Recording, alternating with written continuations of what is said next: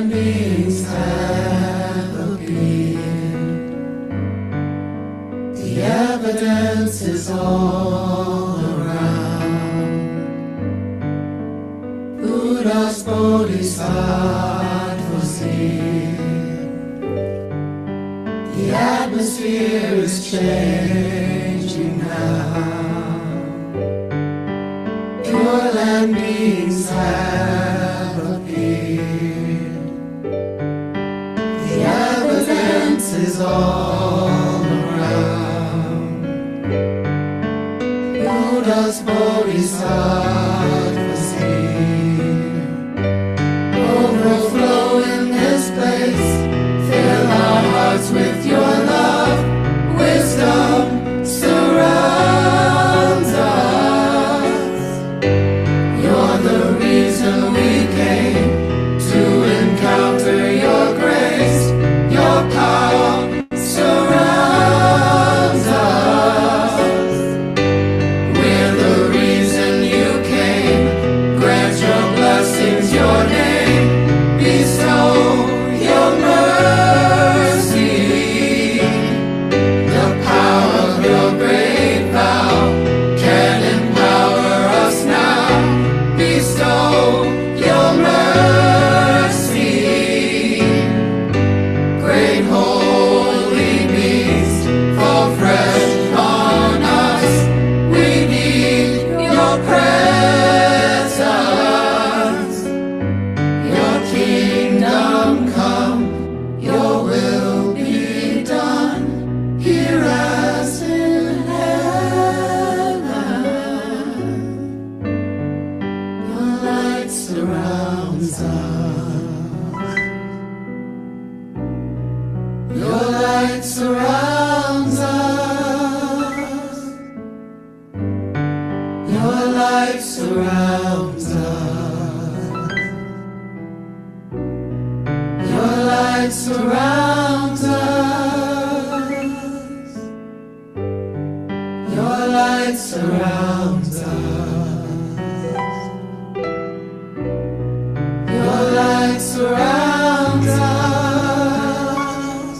Your light surrounds us. Your light surrounds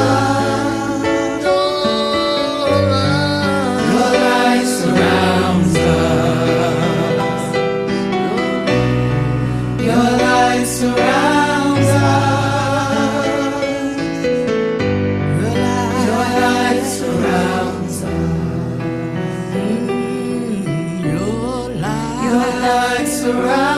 us.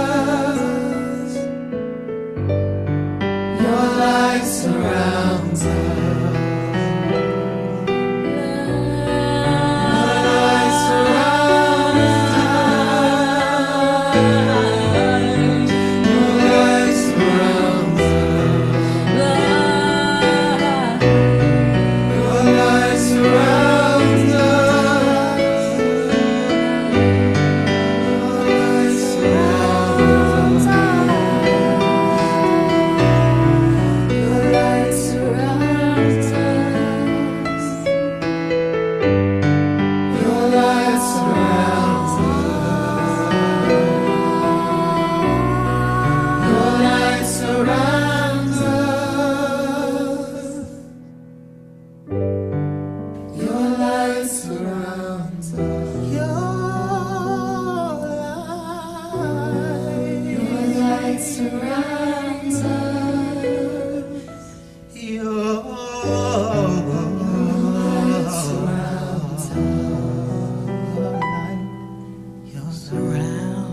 Your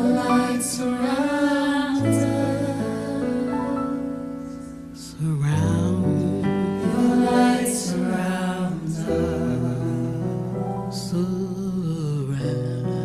Your light surrounds us.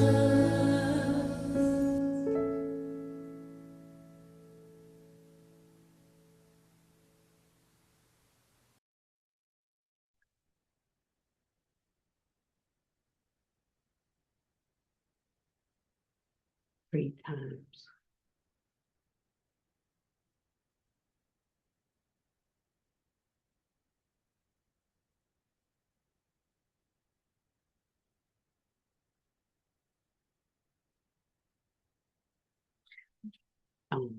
That's great.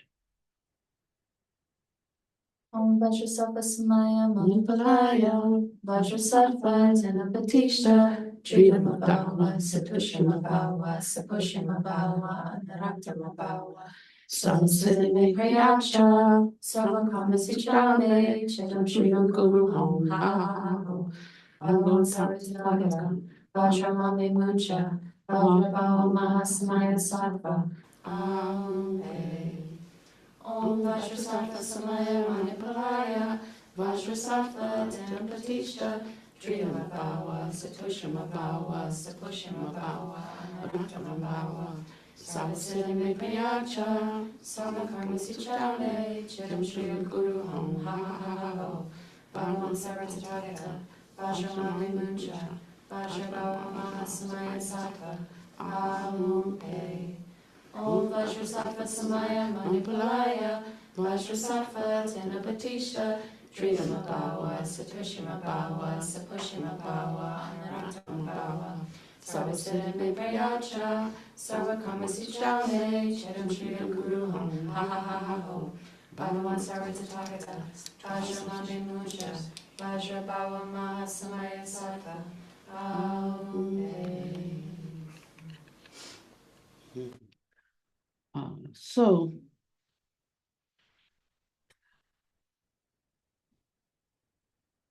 sometimes we can't see the forest for the trees. We're always looking for these big examples of something powerful happening in our life. But I tell you, what just happened just now was very powerful and yet very subtle. Now one can see that as soon as one turns one's mind in a certain direction, that there are immediate verifications and proofs according to the state of one's own mind. We get to different destinations through the use of different vehicles. So we can use our shoes and feet and walk to the corner. We can bicycle to the corner. We can get in a vehicle and drive a car and drive to the corner. And each vehicle will have its own way of operating. It'll have its own method of getting you there. It will have its own time frame for getting you there. It will have its own kinds of comfort or discomfort in that process of getting there. You may have a preference for walking, like Kay, it's so nice today. I said, okay, you have to get out and take a walk. She said, I am. I was just waiting for you to leave, and then I'm going. And I said, have a good time. But my idea of a good time is never a walk. We have nothing to do with each other. So I know that for her, that's a, enjoyable activity. But for me, it would not be. I sort of, and it's not because I prefer the swiftest means, the fastest way to get there, but it's just a matter of personal preference and comfort. And I don't see walking, I see it like maybe a necessary activity, but I don't see it as a fun or enjoyable kind of activity. So, but I'm glad that I can walk, and I try to walk just enough to keep those mechanisms working. So, right, okay. And so it's spiritual practice is a lot like that. It's about knowing what one has a propensity for. We're always searching for if a teaching, and when we get a teaching, then we're looking for a higher teaching. But the thing about it is the highest teaching for you is the one that you will practice. That's the highest one for you. So we shouldn't rank them out here, although we can say there are certain teachings that are preliminary teachings or foundational teachings, teachings that are built upon those teachings, so that if you don't have those foundational teachings and you start with a higher level of teaching, it may be a little more difficult for you to understand or penetrate a truth, or it may be a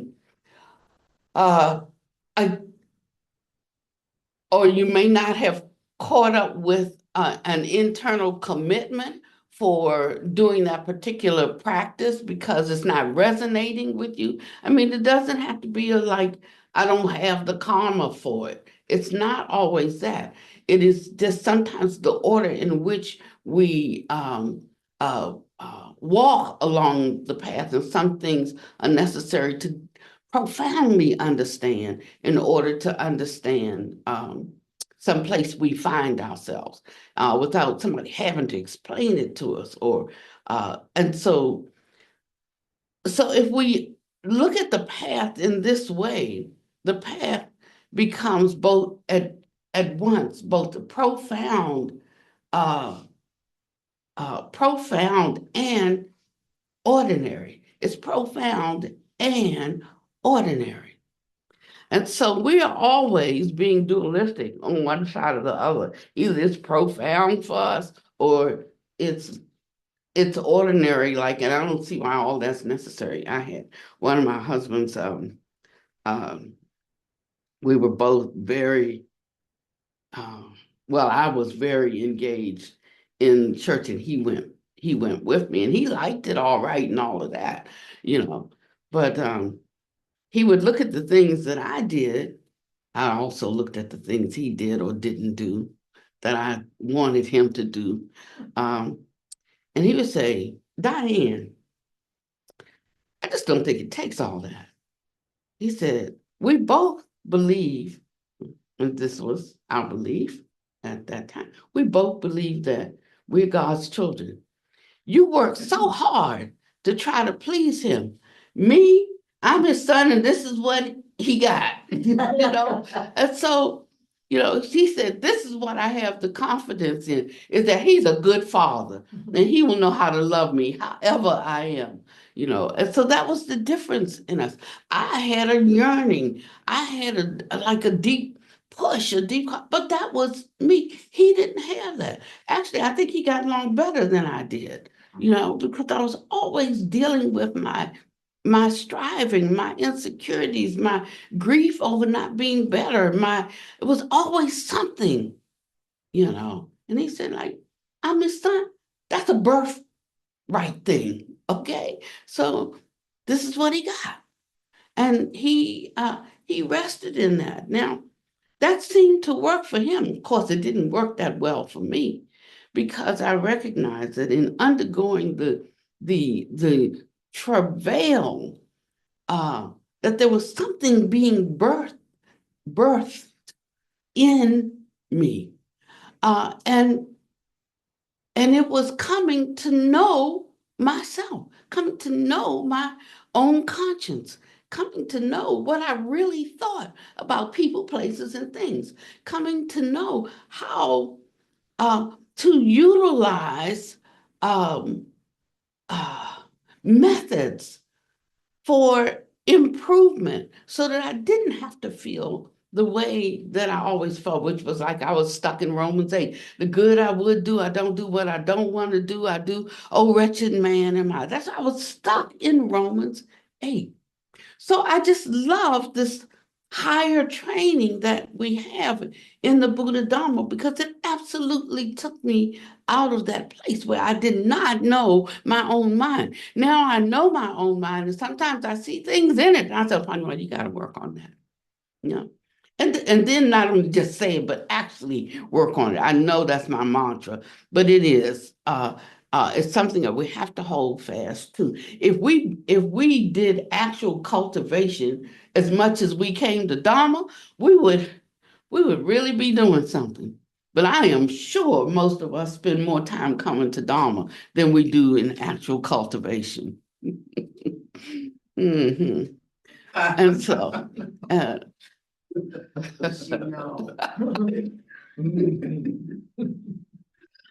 But that's Don't okay. tell our secrets, Pannavati. Yeah. But we can come to that place. You know, there's four in Mahamudra practice, which is our primary practice, which at least half of you have not officially even started yet, because I'm still laying a foundation through the Theravada teachings and the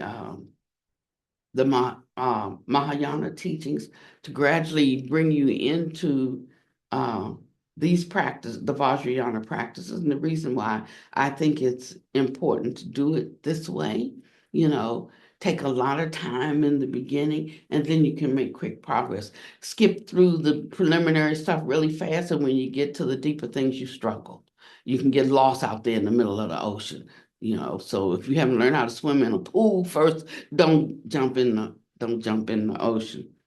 Um, and I think that is very useful, because I was like just dropped in the middle of the ocean. I had to learn how to swim from without having a side guard or a side rail. Some things we learn through experience, and part of what we do is try to find uh, ways based upon our direct experience to help others be able to accomplish it more easily, um, quicker, um, maybe cutting out some of the fluff. Um, Maybe considering what our cultural influences are. Uh, and in this way, we don't, there's 84,000 Dharma teachings. We ain't got time to learn 84,000. And we don't need 84,000. It might be, what's 84 divided by? It might only, what's a good number to divide 84 by? 7, 12. 7? Okay, so divide 12. 12. Okay, what's that? What's the number? Well, 84 divided by 12 is 7. 7. Okay. So suppose it's just 7 methods, not 80.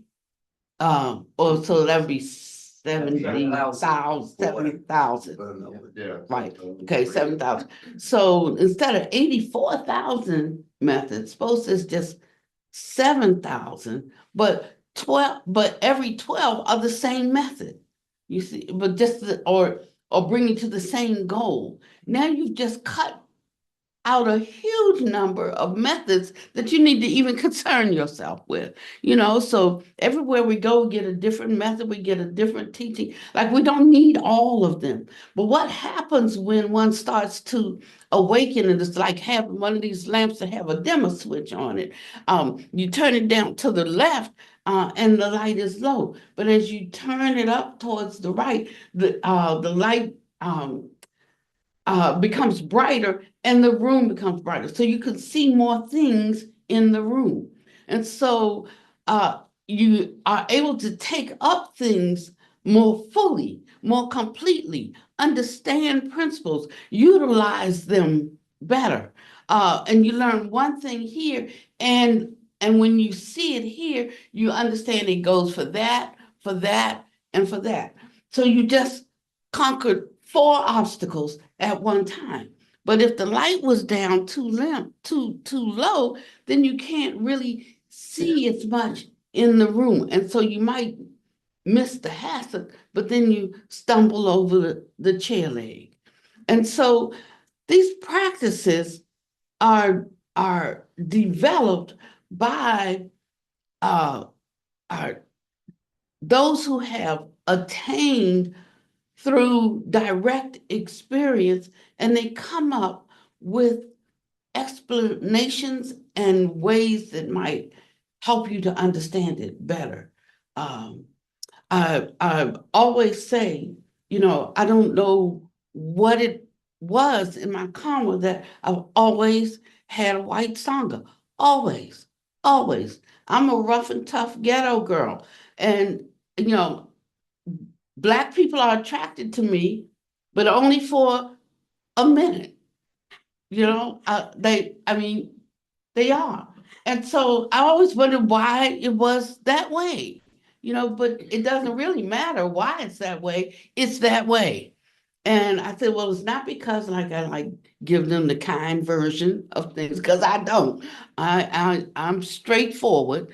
Nobody is confused about how I understand something, where I stand on something, and I speak the truth as truthfully as I can.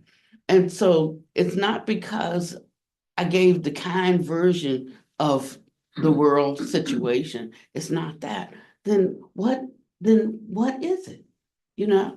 So I came to know that it's tied into my own desire to be an example of like an unknown quantity. You don't know what it's like to be Black. You just don't know. But I can live in such a way that one can see that I am virtually no different, you know. And that's better than me trying to explain something to somebody. And so I figured like Black folk don't need me, you know. And so I've never made a press, even though I get letters all the time. How come you ain't got no Black people? I get letters all the time. You're such a powerful speaker. You should be out there carrying our banner. Our banner of what? Our banner of Blackness. I mean, I'm trying to get out of Samsara. How about you? Whether we're Black or white, we're both here in Samsara. So it's not for any kind of thing that benefits me in this life, but I have an eye towards awakening, and not just for myself, but for every living being. So there was a time when I was in the Baptist church, Pentecostal. Let's see, was it Pentecostal or charismatic? Pentecostal, but both Pentecostal, but mostly in the charismatic denominations. And I was in deliverance ministries, exorcisms, casting out demons, all that kind of stuff. I'm always binding Satan and all that kind of stuff. But now I'm in a different mode of training. It's not that I deny, that there are demons. I don't deny they're Buddhas. It's not that I deny that there are demons. I just don't curse and bind them, because I see them as a classification of being that also needs saving. So my heart has changed around that, and my understanding has changed around that. If I can feel that way about demons, I can feel that way about any other classification of being. There's just no space in the mind stream for a differentiation in sentience. Now, this is my own personal journey, you see, but I know mine. Do you know yours? That's the thing, because your journey is not my journey. So every person sitting in this room is undergoing a different experience. Every person sitting in this room has a different series of thoughts. Every person sitting in this room understands just the nature of life differently from every other person in this room. So how magnificent the Dharma must be that it can help each one know his own mind. But there's something that we have to do to know our own mind. When I would go accompany one of my masters, and like particularly when we went to China, it was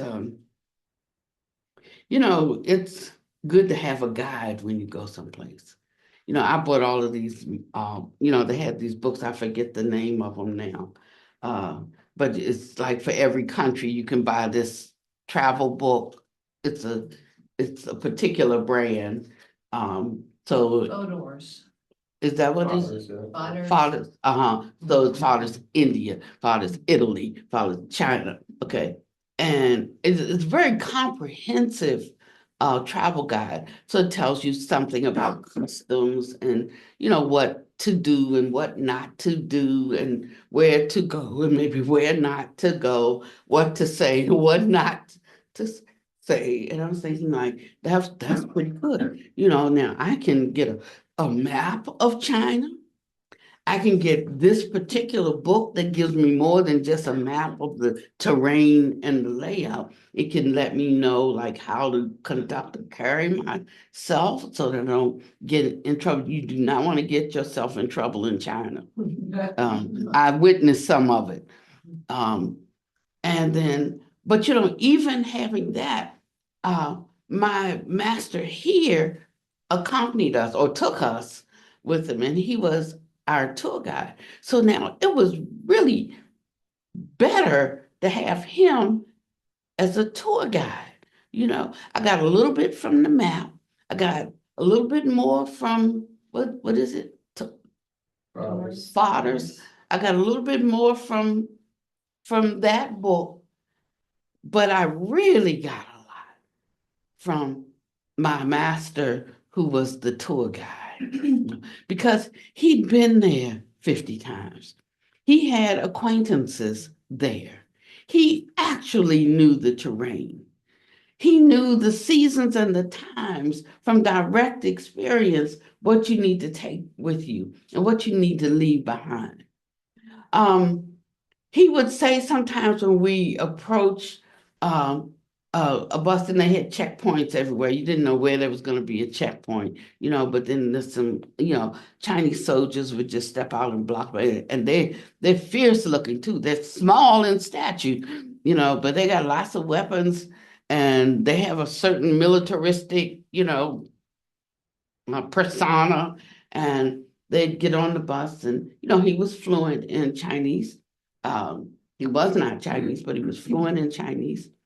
And he would tell us to go in our purses and get X amount of dollars, you know, and we'd be collecting money, passing it up to the front. He knew who to bribe and how much to bribe them so that they wouldn't make us all get off the bus and go through our bags and all that. He knew just what to do. So on this path, that is the role of a guru. That is the role of your teacher, and that's why we have guru devotion, so that one establishes an affinity with their teacher.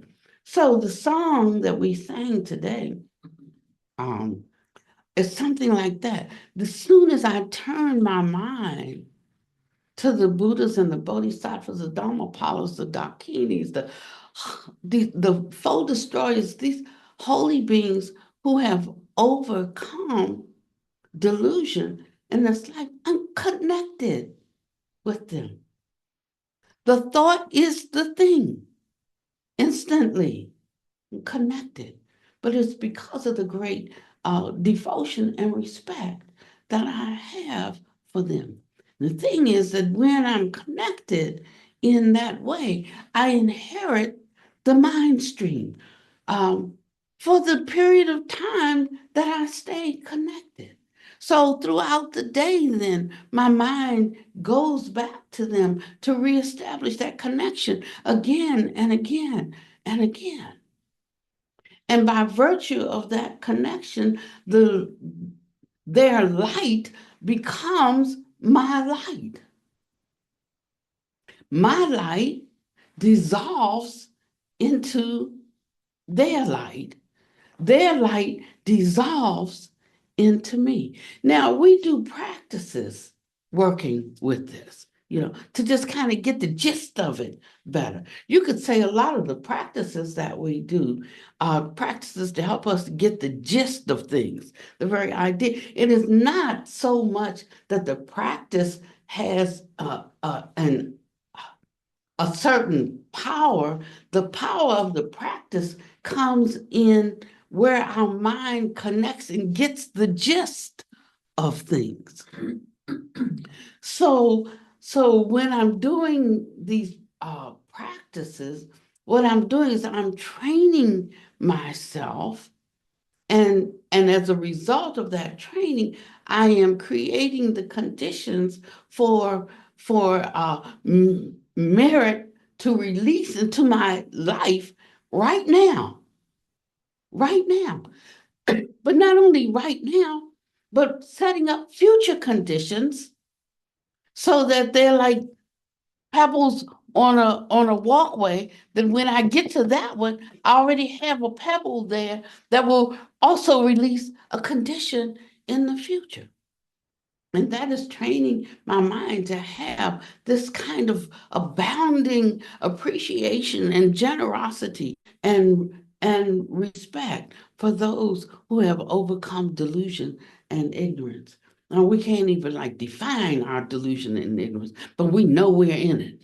It's like I can't define what water is, but I know when you throw something on me, or I know the difference in you peeing on me and telling me it's water, and so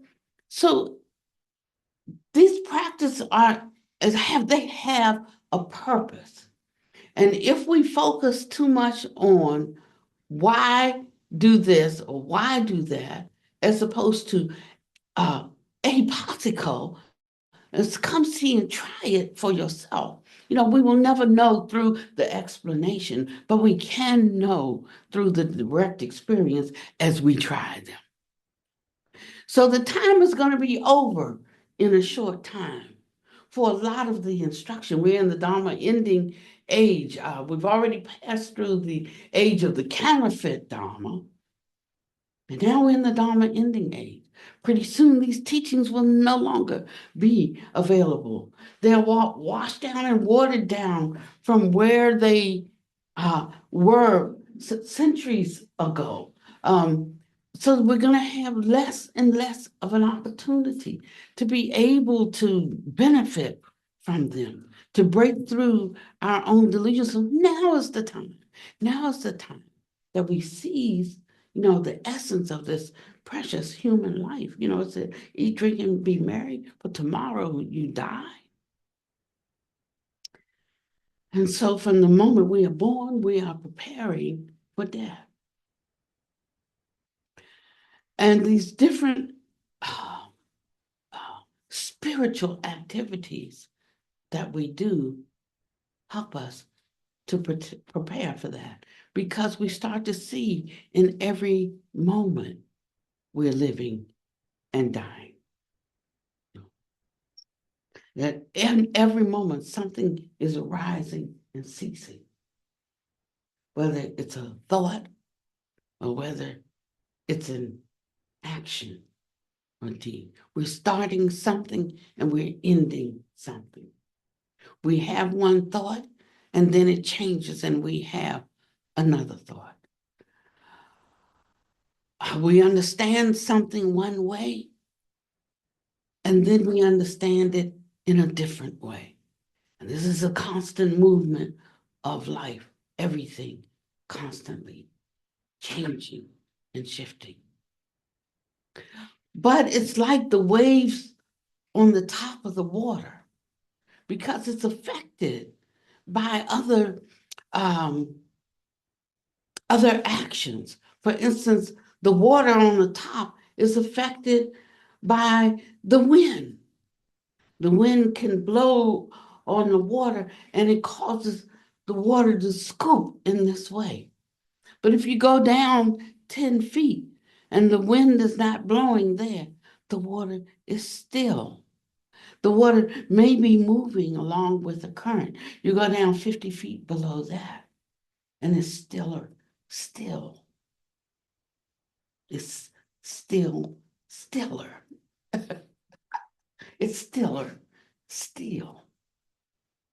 And so we can see, just from the ordinary example, how underneath all of this turmoil, underneath all of this conflict, underneath all of the goings on that have our world constantly janked from here to there, if you could go a little deeper, you will see that there is a kind of sustaining calm that is available there.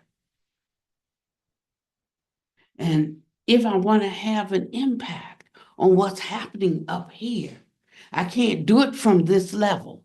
I got to get down here to be able to influence and impact that instability that's up here by being tossed and blown by every wind of affliction. And then there's even a deeper place that we can go where there appears to be like no movement at all. And that undergirds that which has the easy flowing current, and that undergirds that which is raging. Now, there are practices for each mind according to which level they're on and which level they're on around what things.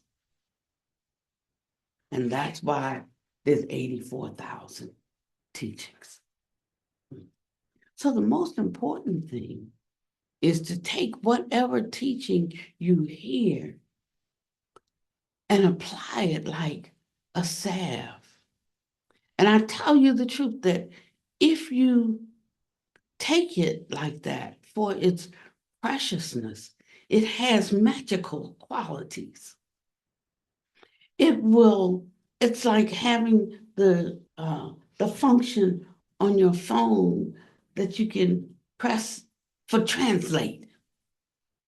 You know, you can get a translation of that and you can hear it in your own language. That is, hear it the way you need to hear it to understand something that is going on in your life or that is confounding you or that is perturbing you, troubling you.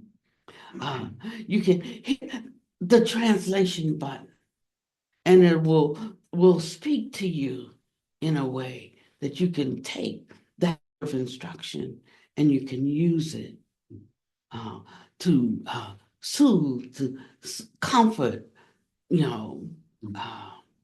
whatever is troubling you. That's the power of the Dharma.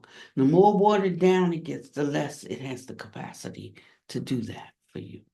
If we think all we have to do is just sit down and shut up, and that we're going to be enlightened, I'm sorry, my friends. They sold you the westernized version.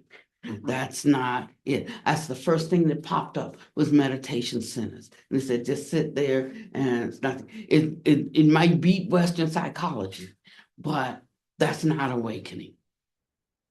And so within the Mahamudra practice and the Dzogchen practice, there are 4 stages.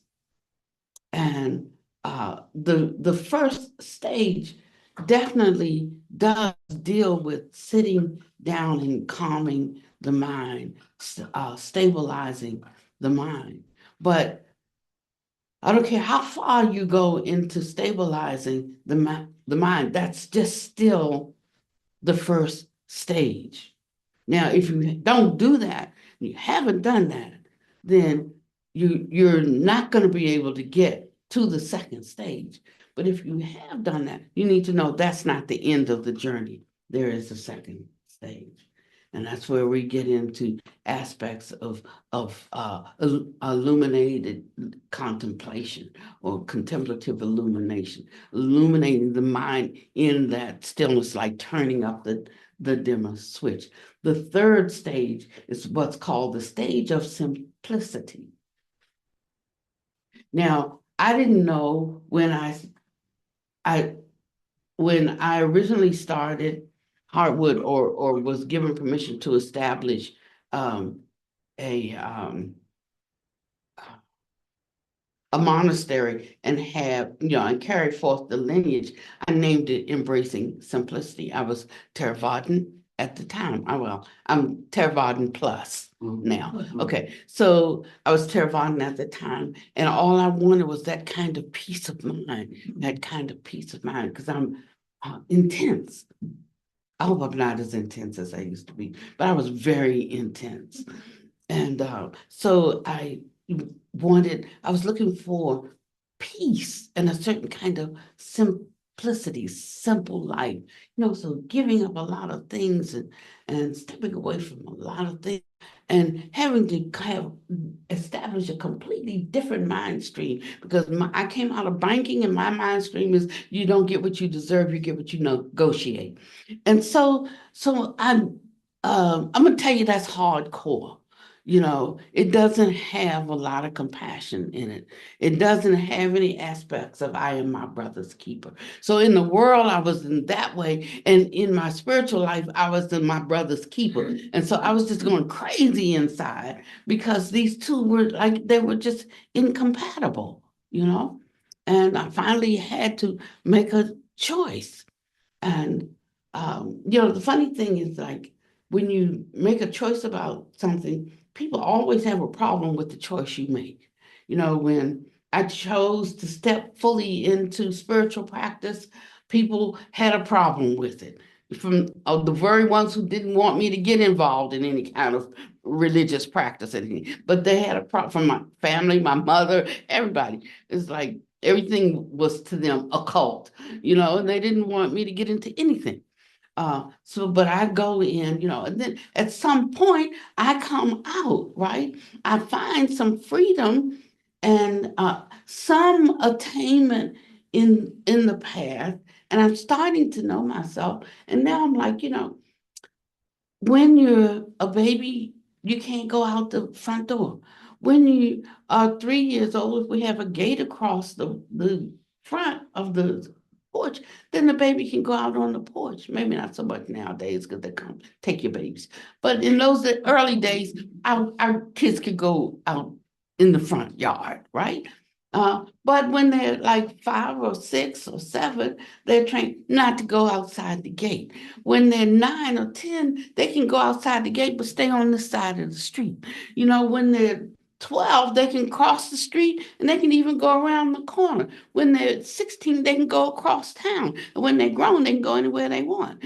And so there's stages and progressions of movement and how much safety uh, needs to be there to get parameters. It's not so much to keep you from going out, but it's a parameter to keep things out there from getting you, but it's to provide a safety net uh, for yourself that you can stay within a certain parameter and be safe. And so spiritual training is like that. So we learn a line upon line, precept upon precept, here a little and there a little, until we come to the fullness of the measure of the stature of the ones that we admire and want to be like and emulate, until that becomes our own way of being, our own personality, until our mind is equal with theirs. And so we're no longer grasping after their mind, which we can never have, but in that process, they have taught us how to know our own mind. Then we can correct our mistakes. We can rectify our faults. If we can't correct our mistakes or rectify our faults, then we can endure the consequences. So we learn how, in the beginning, enduring the consequences feels like suffering. I'll suffer through this. But later on, it's not like suffering because there starts to be an erasure of that grasping and craving for what we don't want and aversion for what we don't want. It just becomes we can naturally see that all conditions are due to causes. And when we understand causality, then we stop having or being ruled so much by our preferences. I won't say that we stop having preferences. You got to get way beyond the ordinary mind for that. But we don't have to be ruled by our preferences. Like, um, they talk about enduring cold and enduring heat. And all of that's good. But if I'm outside and it's 30 degrees, I like to have a coat on or a jacket. I'm not trying to figure out how to survive in the cold unless I have to. But if I find myself in a place where I don't have the heat, I know how to work with my mind somewhat and And I tell you, what is necessity is the mother of invention? Is that, did I say it right? I mean, but if I got myself into a place that I needed to be able to ward off cold, my mind is trained in such a way that I would know what to do with that. And certainly it wouldn't be to say, I'm cold, I'm cold, I'm cold, because where the, the energy goes, the mind follows, it flows that way. So if I'm cold and I keep saying I'm cold, I'm cold, I'm cold, what's gonna happen? I'm gonna be cold. I'm gonna be colder. So it's just knowing how to making the mind malleable and flexible, so that you know how to deal with the vicissitudes of life. And then you stop having so many vicissitudes. You have things that come up. That's just life. It's not vicissitudes. It's just life. And life takes on a different quality. And what made me sad before was I began to realize it's my ignorance, not knowing the nature of reality, how things really are. And I can then behold, or I can hold, I can better hold the things in my life that are not pleasant, because I'm not so discriminating around good and bad. Before I say bad, I would say good and evil. You see, so when I had this particular aversion towards certain kinds of behavior, bad behavior, I would think in terms of evil and demonic. But now I don't think of it in quite those same ways. I think of it in terms of a debilitating ignorance that will cause them to suffer, you know, immeasurably. And there is a compassion that arises. May they quickly come out of that delusion. So that's where I place my mind. Now, if I see an opportunity to help with that, then I should help with that. If I have a capacity, to help with that. We have many, say, I'm just using this for an example. I'm not being political, but we have many elected officials, elected being the operative word.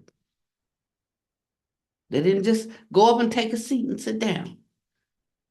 I mean, there could have been some shenanigans going. I'm sure they have been since the beginning of man, that there's shenanigans going on in the background. But I'm just speaking in general, elected is the operative word. And I was just thinking, I get something from Act Blue every day, maybe 2 or 3 things from Act Blue saying, are you with us? Now, my question is, are you with me? Are you with us? We just need your vote and X amount of more dollars, and it's going to be matched 6 times. I'm like, I think y'all got enough money. Here's where I am with you. Unless you are going to be able to be in your role and protect my interests, don't ask for my vote. That's it. And so I know where my seat of authority lies in that. I might not be sitting at the head. I'm not the figurehead, but I'm part of the tail that makes that figurehead move. And so we have to know the positions of our power. And on top of that, I have practices. And the first practice for me is to be able to have a stable mind things when everything is swirling all around me. I was thinking when I walked in the door and I saw the tripod, right?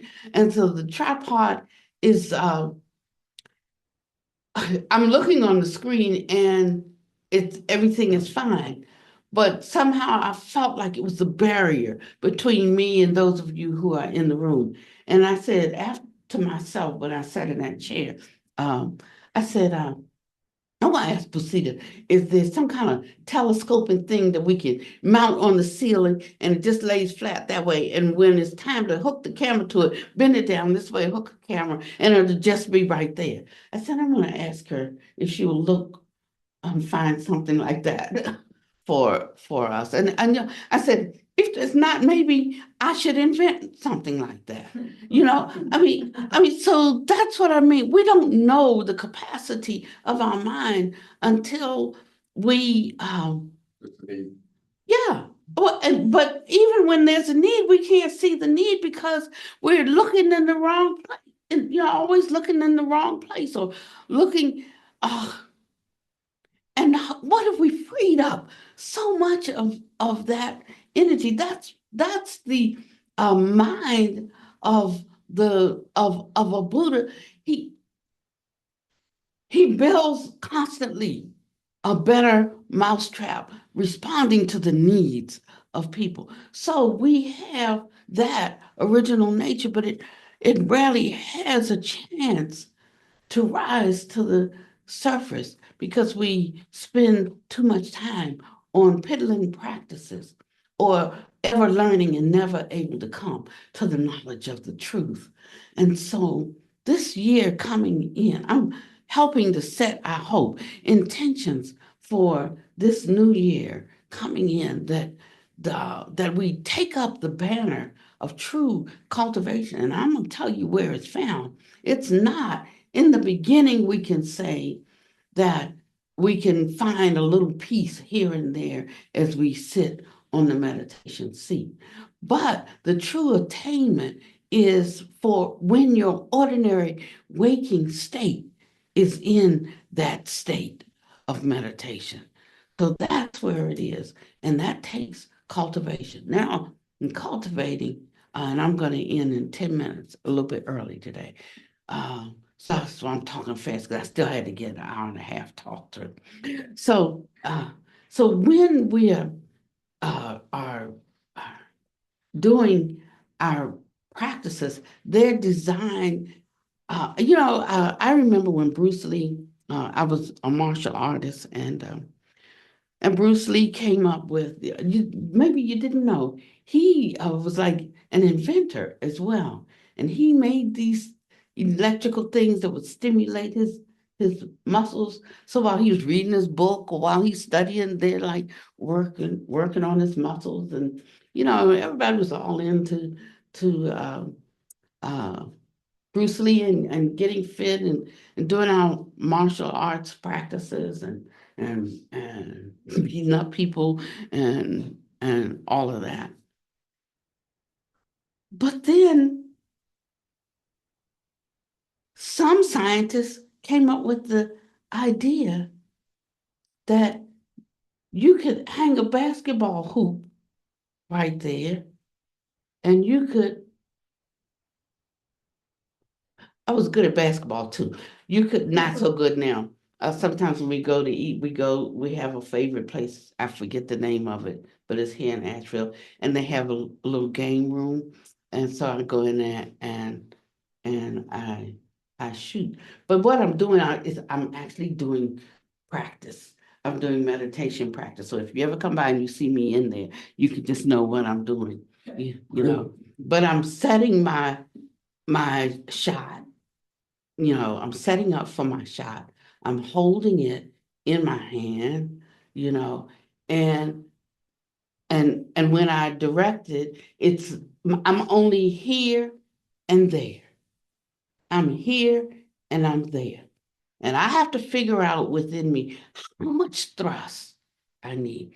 I have to know whether I used to bowl too, and I had a spin on that, but I can't have a spin on my basketball. I can have a spin on the bowling ball, but not on the basketball, So when I accidentally move that thumb in a certain way that I have a spin on the basketball, it hits the rim, it swings around, and it bounces out.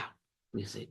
So now I'm finding my eyes at the center of the hoop, and I'll toss one, and that's my guide, my gauge for how much energy, how much effort I'm really putting towards this, right? And when I thrust it, effort needs also endurance. I'm not gonna win the game with one shot. It's gonna take endurance. So I have to pace myself. I have to see how much exertion I'm putting forward. When I get tired, like I might miss 3, now I'm getting frustrated. And so I like kind of half throw the next one, and I'm realizing I'm getting unfocused, focus, Pannavati, you know? And so I have to bring myself back, reset. And our practice is this way. Can you see that this is a full-time job?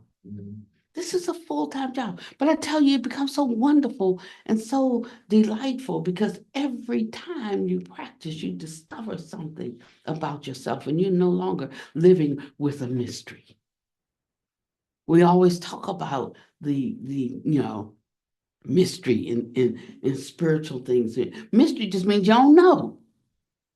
So I'm for mystery, but I'm also for knowing the secret to the mystery, So accomplishment, attainment, realization, actualizing something, not just learning and learning and learning and learning and learning and learning and learning and learning, but being able to put something into practice that changes the course of our life, that changes the experience of life, that changes the experience of life for one that I encounter, for the person that I meet, for being able to tap in and see that there's not a self except we conceive of another. If there is an other, there's a self. And as we begin to erase this false demarcation, when I say false, I mean it's temporary. Believe me, I'm sitting here talking and you're sitting there listening, like in that conventional sense, a phenomenal sense, we are real. So don't go too far overboard. We are real, but in another sense, it's like they tell me that the scientists, and I believe in science for as far as you can, for what it can offer you, that I'm not touching this. They're telling me that this is resistance, this is not contact. We call it contact, but scientists say this is resistance. The atoms of my finger and the inanimate things have atoms? I guess so, yeah. And are coming into contact. And I'm really not touching it. Now, but I accept that all day long. I said, that's befuddling, but don't even bother to take your mind there. They're the scientists, they know, they look through the microscopes at these things, and this is what they discover. But do I stop saying I'm touching the table? No, I just understand that I'm touching the table, but there's a deeper scientific principle where I actually am not touching the table. And so, but we can accept these things with normal worldly things. But when we get into spiritual things, no, I need absolute proof. You got to prove to me that that reincarnation is a thing. There's nothing that I know of that didn't come from something. Nothing in this world that didn't come from something. So if I'm here now, I'm pretty sure whether I know all the details or not, I'm pretty sure there was something that produced me. And more than just what's here, like sperm and egg, but there is a forward moving energy and force that we might call a mind stream that's linking with the physicality and produced a me. So there's something else affecting me and impacting me than just what I encounter in this life. That's as far you got to go with that. I mean, you can go further with that if you want to, but it helps one then to be able to be with things better, knowing that if there is a condition There absolutely is. Like, it's not happenstance. It was like not like a miracle. It was not like, and it could not be happening except the conditions were right for it to mature. So that allows me to be a little steadier, a little calmer in my resolution if it's something I don't like. And it helps me to be a little less over the top if it's something that I do like. As we were driving up today, Joe was bringing me in, and we saw cars that we hadn't seen before. And Joe said, "Bobby must be here." We said, "Bobby, one of these cars, one of these cars must be Bobby's car." But Bobby got a lot of cars, you know. And so I thought it was so cute. See how we're known for certain things. Angelina's out in the camper van right now. And that's what he said. I bet you that camper van. I bet you that one's Bobby. He said, "I bet that's Bobby." And so, um, I promised that I was going to get to Vajrasattva as a practice day, but I'm still laying the foundation for Vajrasattva so that when I introduce the practice, you will be able to recognize the benefit of it, and you'll be able to utilize it.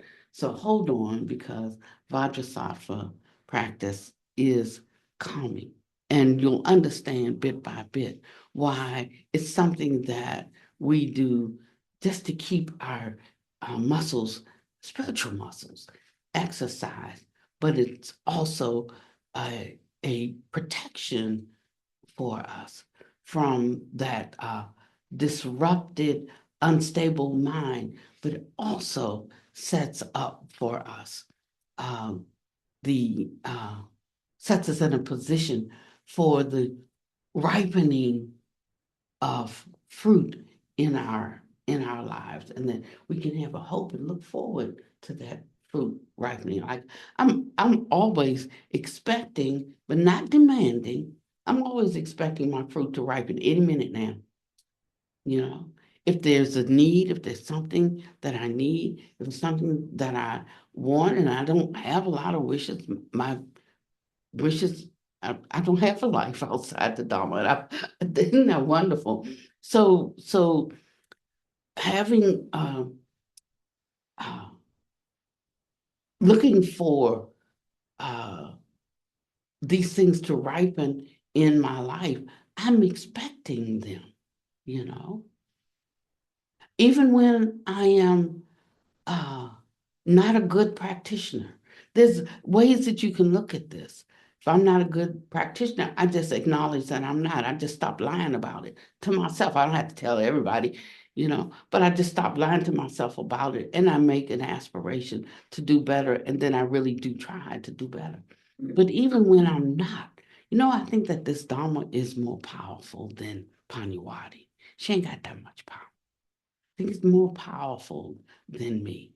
So even when I'm falling short, like even when I only come up 90% or I come up 60%, I feel like the Dharma has the capacity to make up that other 10% or that 40%. And so I put my eyes on that. Now, that takes a lot of confidence in the Dharma. That takes a lot of faith in the Dharma. So if you don't have that, and you're going to need it, you're going to have to arouse more confidence in the Dharma, that the Dharma can be gooder than I can be bad. And these are the ways that we learn how to be agile on our feet, and we then dance up the path. We ease on down the road, and then this becomes the joyful path of good fortune. Mm. I think, well, the song that I want to close with, we don't have recorded yet, which is Walk and Talk. So we can't do that one. Can we just end on a happy on a happy song, even if we don't have an official. We are going to get to our recordings in the next few weeks. We have a couple of albums coming out. We had to recover from our summer program and our Bodie Fest. But some of these songs that we play are ones that we have recorded, and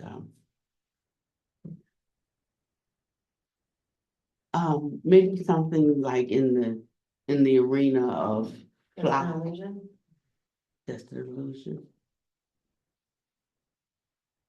Okay, sure, that's fine. Do you have that? Okay.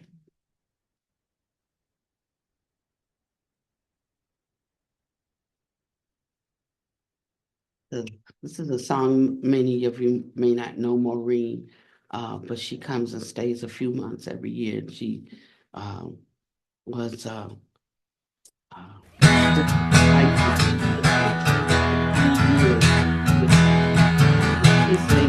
when the darkness comes and the shadows appear, when my heart is failing, gripped by crippling fear, when hopelessness is in the air and my back's against the rail, I can't talk, can't walk. Mine says I've already failed. That's when I remember false appearances invading my mind. Sense bases and all their projections locking me in space and time. Accommodating what the day brings, free from attachment to the outcome, rest in equanimity, based on true reality. I can overcome adversity. Never lasts, but tough people do. If I incline my mind this way, I change my midnight entity as I remember false appearances invading my mind. Sense bases and all the projections locking me in space and time. I don't know the outcome, but my mind says it's gonna be crazy. But Dharma says, see the alternator, and it won't faze me. No, it won't faze me. To soar above conditions, watch what you think about. Work on solutions to your problems. Don't be hindered by doubt. Handling the ups and downs of life becomes a skill we master. Knowing everything is temporary dispels the darkness faster. Always remember illusion, false appearances invading my mind. Sense spaces and all the projections locking me in space and time. It's just an illusion, false appearances invading my mind. Sense spaces and all the projections locking me in space and time. Wow. You want to close for us today?